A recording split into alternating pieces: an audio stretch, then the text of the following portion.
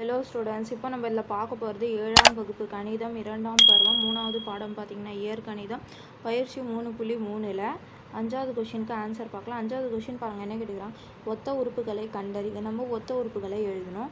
அப்போ பாருங்கள், இதில் x³ y² zன்னு இருக்கா, இதே மாதிரி எங்கன்னா இருக்குதான்னு பாருங்கள்.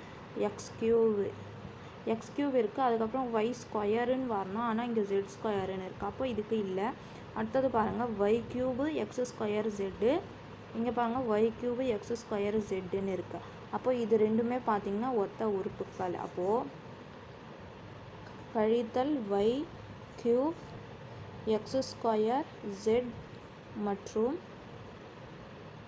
இது கழித்தல் 5 y³ x² z ஆகியன ஒத்த உறுப்புகள் ஆகும்.